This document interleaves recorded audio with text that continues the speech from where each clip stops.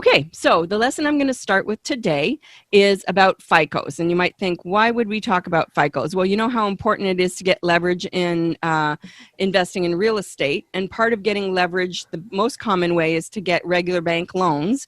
And to get regular bank loans, whether it's a GSE loan like a Fannie Mae or a Freddie Mac, or if it's FHA, VA, USDA, if you're getting, or even apartment building, commercial loans, if you're trying to get a loan from a traditional bank or a traditional source of money, then they go by FICO scores or credit scores. So you have 3 FICO scores, if you remember from the module. There's 3 credit bureaus: Experian, TransUnion, and Equifax, and all 3 of those choose their modeling with FICO. So FICO is a separate company created in the 50s by Mr. Isaac. And so what they came up with is an algorithm to take all kinds of data on what's in your credit report that's actually on your credit report. So if something's not reported, it's not going into this number, right? So the FICO score is based on how long you've had credit, how much credit you have, do you pay on time, do you pay late, utilization rate, like how much have you charged up of the available credit that you have available, et cetera, right? So there's 5 basic items, and they all have a certain percentage of the points assigned to that particular aspect of your credit. So currently, we're on FICO 9. So FICO 10, back in January, FICO announced that they were retooling their system, and they're coming out with FICO 10 and FICO 10T. So the differences, or the changes that they're making to their system, is to put more emphasis on credit card balances. So if you only pay minimum payments on your credit cards, they're now going to deduct points for that. So let's just say, so certain things are going to stay. So credit utilization, if you've maxed out your credit card, let's say your credit limit is $10,000 and you owe $5,000, you lose points, usually about 10 points for being over 30% of the credit limit. So available credit, right? And then they have a number that they take all of your available credit. So let's say you have 10 credit cards where you can access $10,000 a piece, and you only use 2, and those 2 are maxed out. That's one of the numbers in the FICO system. Then the individual cards and whether they're maxed out, that's another number. So now way back, they used to ding you for having credit card balances where you only pay the minimum. And so now they're going to actually deduct points for that. A new aspect is going to be that they're going to use personal loans. So if you take out a personal loan, like some people call it signature loan, if you take out a signature loan to pay off debt, that the system will recognize that, because it's not an installment loan. It could be an installment loan, but if they see that it's a personal loan from, say, your credit union, or there's even all these companies that have started up in the last 10 years, like Upstart, and these companies that specialize in giving loans to do debt consolidation. So not the nonprofits that put you on a program, but just a regular loan that's not a bank loan, so a non-bank loan. So if you get a personal loan and debt is wiped out, they're going to take points off for that. So it used to be you lost points on your credit score if you had department store cards. They used to take points off for, say, if you had too many like Sears and Robinson's May. And so if you had too many department stores and not enough banks, you actually lost points. So it's similar to that now, because I guess the new trend is people go out, get personal loans, pay off the debt, and then they go right back and charge it up, right? So that's the trend that they see. And then they're going to go back now 2 years on late payments. So it used to be in FICO 9, they look back just 1 year. So the minute I've seen people's credit score, the minute I've run people's credit on the 11th month and on the 13th month, and their credit score went up with no other changes. And that's because after 1 year, FICO was not putting the emphasis on those late payments anymore. Well, now they're going back 2 years. So that's pretty significant, right? So and then they're going to take more points off than they used to for late payments. And I'm there's something that's came in my mind and it slipped my mind now. It'll come back. Okay. So that's FICO 10. but for the first time, they're going to, oh, that's what I was going to say. Okay. For the first time, they are going to now use trending data. So they've got a FICO 10T. And what that is they're going to look back 2 years, just like in FICO 10, they're looking back late payments. They're stretching the late payment penalty, we'll call it, to 2 years on late payments. Well, now they're going to actually look back 2 years. In FICO 10T, the T is for trending data. They're going to look back 2 years, and they're going to see if your debt level has risen. So have you let over time this debt grow, or have you paid it down, or have you tread water, right? So they're going to assign points, as much as 20 points, to whether your debt's been going up. The reason is they have seen, and I've seen this too, but they have way more data to go by. They're seeing that debt levels are rising, and a big trend is people will get one of these personal loans, pay off the debt, and then because of habits mostly, I would say, but because of circumstances, whatever they are, choices, people recharge up those credit cards that they just paid off because it's freed up now. So now you can live even more beyond your means, or you can pay for more stuff that you don't want to wait for, or whatever. So so in that case, if they see the increasing levels over a 2-year period, they're going to hit you harder than any of those things in FICO 10. So if lenders start using 10T, this could drop. Someone who's got a 700 credit score now could easily drop to 650. So debt after the personal loan's taken out, increase in late payments. So they're going to look at the trend of, do you have more late payments this year than you did last year or the year before? So 24 months. So the first 12 months versus the second 12 months. Is there a trend of increasing late payments?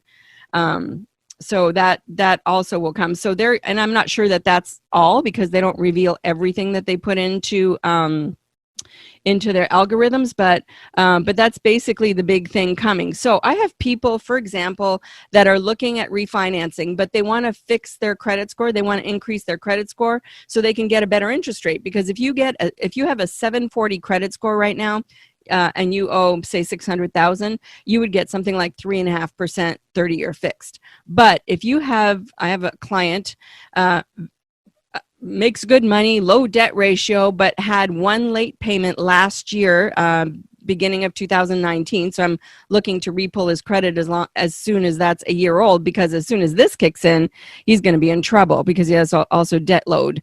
But he makes good money, so he has good debt ratios, but it's still a big debt load, and that's what they're going to be looking at. So right now, I got a quote on Friday for him, 4.375 for 2 points. There are no 0-point loans in that FICO range. So you get hit hard, and everything borrowing wise gets more expensive, whether it's a car loan, a credit card, anything like any borrowing gets more expensive when you have a low credit score. So the fact that your data could be the exact same now as it's going to be in September, but in September you're going to lose more points for having the same debt load, the same late payments, because they're going to be looking into this. Now, I have a call into our underwriting department to see when will Fannie Mae actually switch over to FICO 10. Because lenders can choose which FICO modeling they're going to use. Are they using FICO 9, which is the current one we have now, which started in 2014? That was a great day. The FICO modeling got much easier in 2014. A lot of lenders are still using FICO 8, which is from 2009. So they only release these things 5 to 6 years at a time because they need some data, and they need to see consumer, what do you want to call it? Consumer activity or consumer, the words escaping me, but what consumers do and how they behavior, that's the word I'm looking for. So they look for consumer behavior through this data, and if they see it trending, for example, the reason this came up is consumers in the United States are now, it's either 14 or 16 trillion in debt. Our entire country's 23 trillion in debt. So that means American consumers owe almost as much as the federal government does. And I'm just looking at my notes here. I know it was here somewhere. I guess it's not that important, but I like to be precise. So here, 14 trillion. So at the end of 2019, consumer debt stood at 14 trillion. I'll just show you. I got this from thing I get. I love this it's a little consumer magazine. Yeah. So anyway, if you want to sign up for this, I forget what it costs, but they always have some really good consumer directed, articles. So because the debt load's gone up so much, and 10% year over year, which is a lot. That's a lot. And it's at the levels that are now exceeding 2008. So there's concerns. Whoops. Sorry, Alex, I just noticed you. I'm going to have to just click the button that says you guys can join anytime because admitting you in the middle of talking is a little tricky. Okay. Welcome, Alex. So anyway, so that's the story about the FICOs. I would encourage you, if anybody you know is looking to refinance, or maybe because the cars are on sale right now, they're such great deals, but if you want a car loan, you have to have a good FICO. So if you know anybody who's looking to borrow now or in the near future, now is a better time to look at your credit score than in September because it might be different. Okay, so that's it for the little lesson. Let's see. That was a little longer than I thought I'd go. I did have one question on. Sure, go ahead. On the bins, is it just if you have 750 or above, is that sufficient, or is there anything like if you have 800, does it help? Yeah, so you want to definitely be above 740 to get the best interest rates. But if you're like some of the lenders that we work with, if you have a 760 or 780 or an 800, they actually give you a little bit of a spiff on your interest rate, which helps, right? So let's say you might get 3.3 instead of 3.5 by having an 800 credit score. So it's worth maintaining. It's difficult because every month you might have different charges on your credit card that affects the credit. You might charge up a credit card just for the month because you went on a trip, right? So you do have like little fluctuations, but also keep in mind that lenders, as mortgage lenders at least, we use the middle of your three scores. So if you have a low one, a high one, like a lot of times TransUnion's lower than the other two. So it helps that we use the middle of the three, but my understanding is the car industry still only uses one credit score. So, and there are other modelings out there. There's other companies that do models. It's just FICO is the most popular one for lenders to use. It's the most common one. Okay. It's just one of those things that I'm considering doing some cash out refis, but I'm not looking right yet because I need to start getting some properties first before I want to start doing that. But yeah. Okay. Thanks. Hey, Athena? Yeah.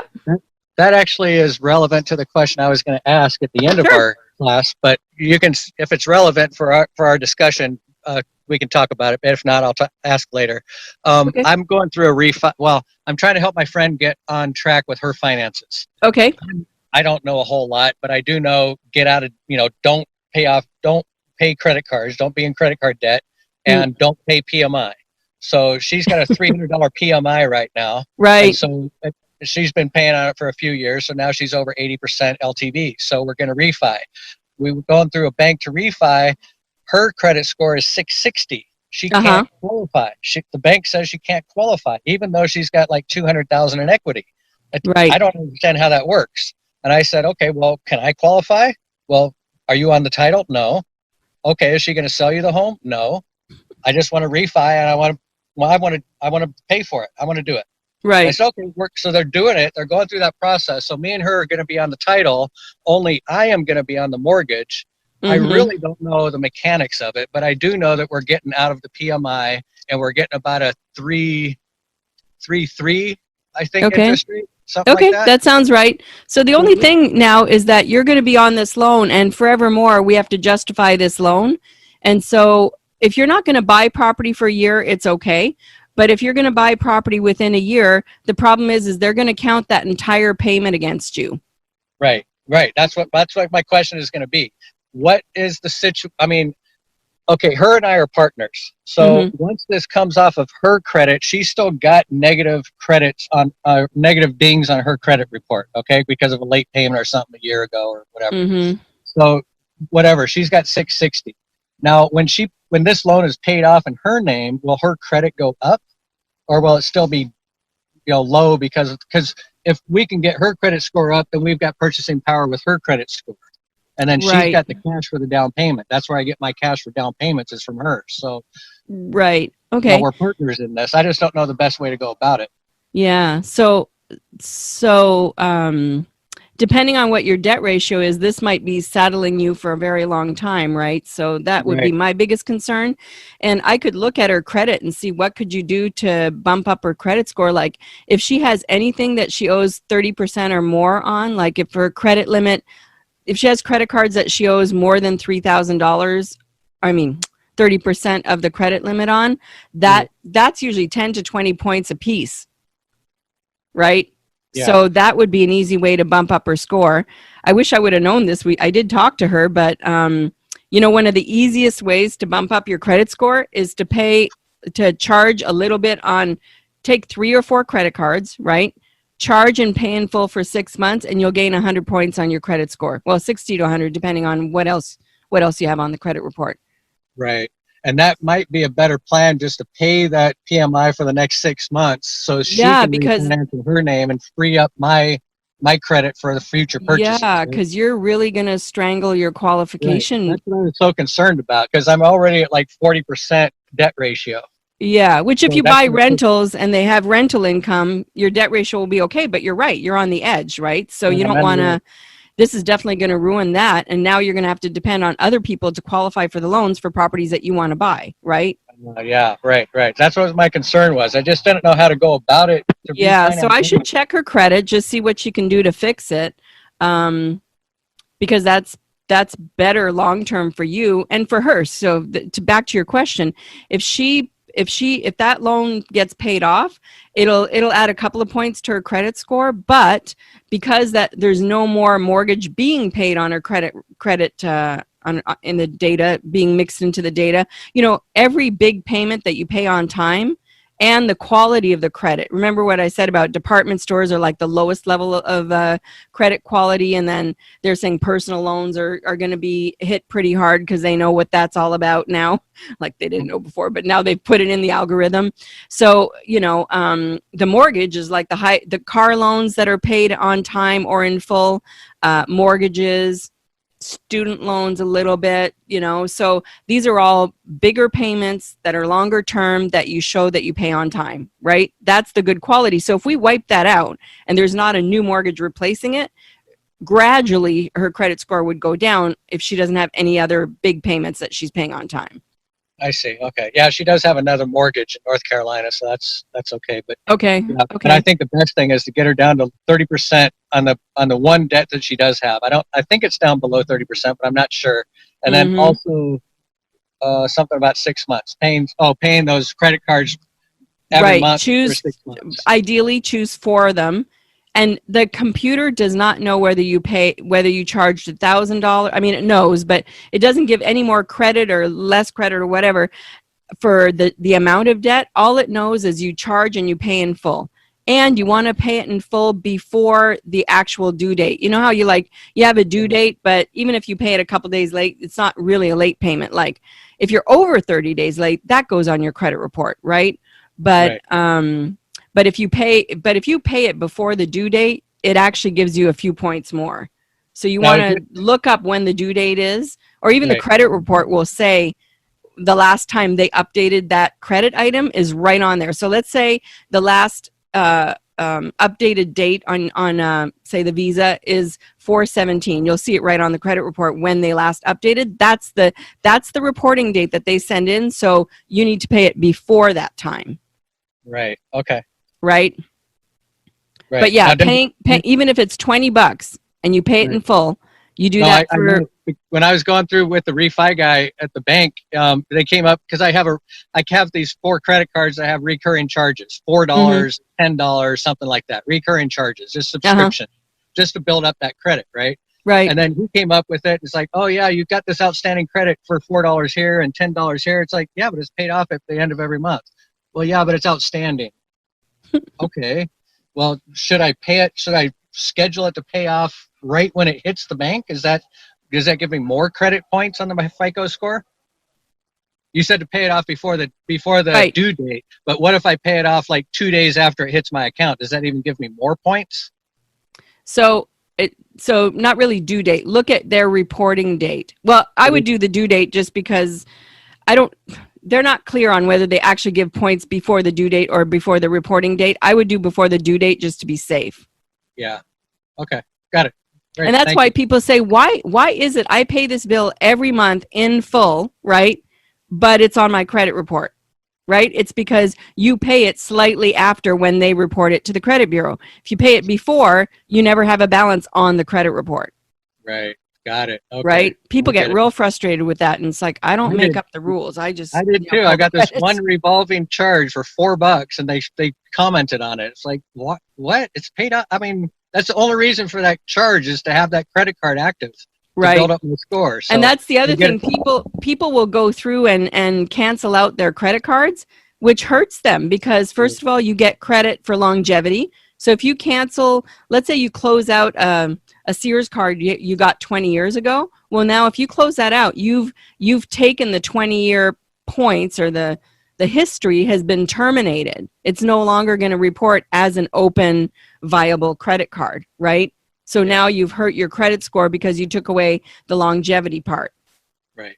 Okay. And then when people close out credit cards with zero balances, now they've upset the balance of how much available credit there is compared to what they owe, right? So they call it utilization rate goes up because you closed out cards that have zero balances. They were helping make you look like you don't owe a whole lot compared to what you could owe. Right. So you don't want to close out cards that are zero balance. Because I know people think, oh, I'm not using it, I might as well close it out. Okay. Okay. So that was a great question. Thanks, James.